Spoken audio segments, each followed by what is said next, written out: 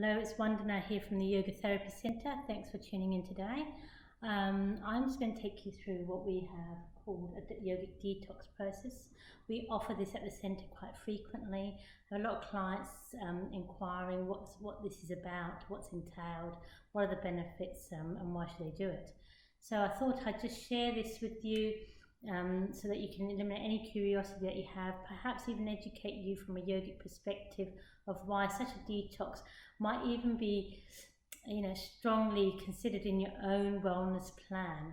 So what's involved in a yogic detox is pretty much cleansing out the digestive tract from the top all the way down to the bottom. We do this by two things: drinking salt water and doing 5 yogic postures.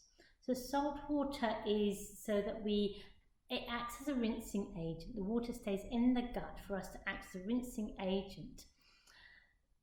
It's of a particular ratio so that if it's not so diluted, so the water doesn't just go into the bloodstream and goes out as urine, we want to keep that water into the gut.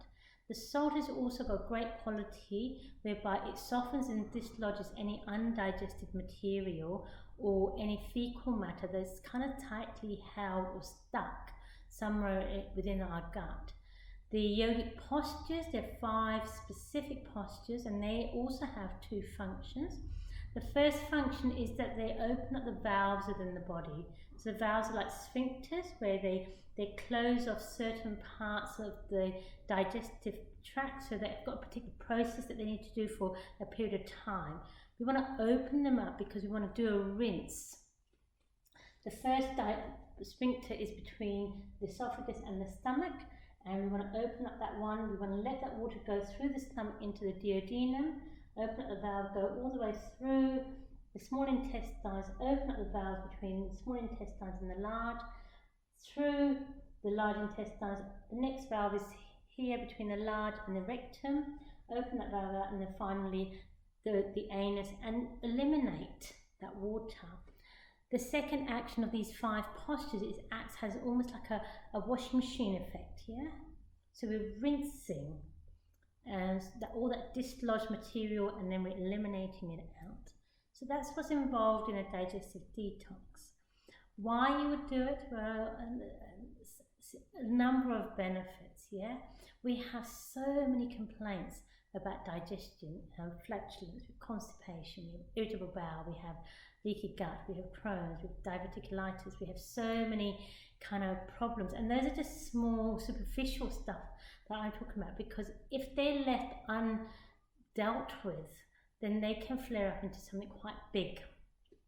Okay, and what these are messages in the body, something's not right. Okay, so we need to get inside and clear it out. So this is where the yogis have designed this amazing process. The thing about food that's held in the gut is that it naturally will create toxin and chemical build-up in the body.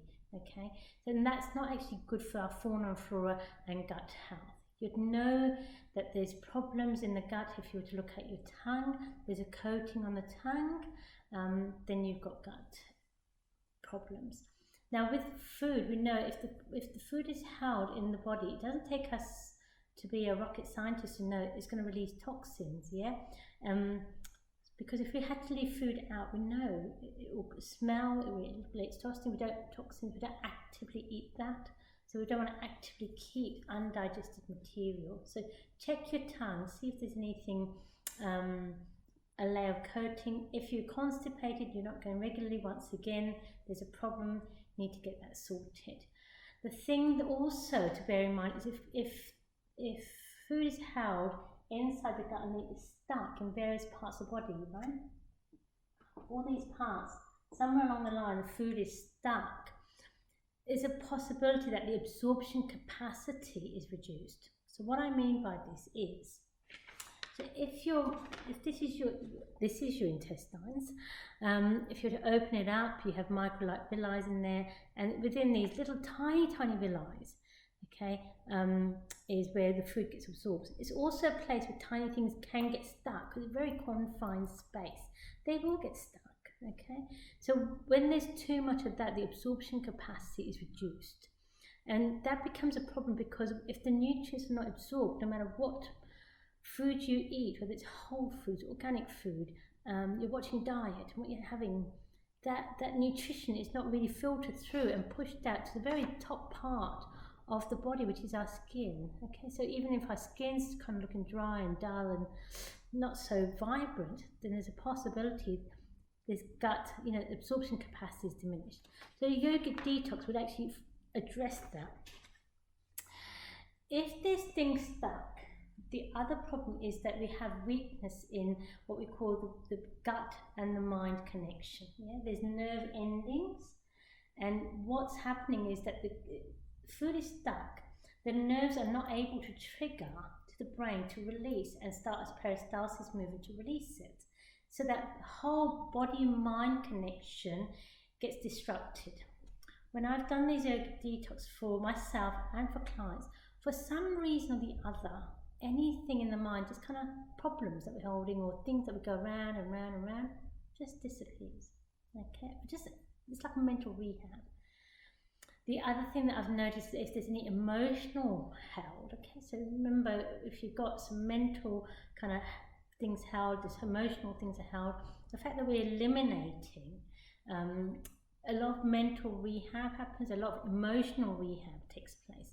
So there's all that sort of mind, body, emotion connection that gets harmonized and balanced just through a yogic detox. It's a great thing for someone with depression. What happens with depression is that your digestive fire is quite weak, and also constipation. So this system will literally help people who have depression. Now, with regards to various conditions, I don't just take people on board just because I want to do it. I always do a consultation. Depending on your digestion and other aspects, you might have to do some preliminary things before we do the detox. There might be some preliminary things you manage after. So it's always managed arrangement, but depression, this will really help. The other thing to bear in mind, and the digestive system is like Lord of the Rings. Yeah, it's the one system that rules them all. So as you can see, if there's things stuck, that nervous system, right, it will govern the nervous system, and so therefore it will start to activate your nervous system. Your immune system also connected to gut health. The skin system also connected to gut health. Another one that's connected to gut health is menstrual cycle. From a yogic perspective, the digestive system works on this downflowing energy called apana, downflowing. Right? And it's like the menstrual cycle is on the same grid line, energy grid, because the menstrual cycle is also on a downflowing. That's what happens, natural downflowing takes place. So when there's, we have irregularities or some kind of PMS, there's a lot of harmonization that takes place with our menstrual cycles. As you can see, the digestive system is the king of all systems. I'll do another video at some stage to go through this in more details. Another thing that's really good about the digestive system, the intestinal detox versus laxative, is that you're not weakening your nervous system. Because with laxative, you are artificially stimulating the nerve endings to start the peristalsis movement. Yeah, the peristalsis movement that needs to go down. You're artificially stimulating. Now, if you're artificially stimulating, that means it's got no power to act on its own accord. So you weaken. Now, this system is also, this yogic flush is also much more beneficial in a yogic framework than a colon therapy. Right, so there's a lot of things happening on the colon side of things. The reason why is, firstly, you're going against the flow. Okay, so this is a natural flow, you're going against the flow. So it kind of doesn't sound right, doesn't feel right from a yogic perspective, but you're really pushing up. Now these valves are designed so they allow things to go down. So when you push things up, what are you doing to your valves? Is there a chance that you are weakening the valves? Yeah, that's one. The other aspect is how far up the digestive tract is that water going to go up? How much force is required? And remember, these are very delicate tissues in here and the damage that can be done. So up to you to evaluate which way you want to go, but from a yogic perspective, it goes against the grain. So here's those are the few benefits I can share with you today.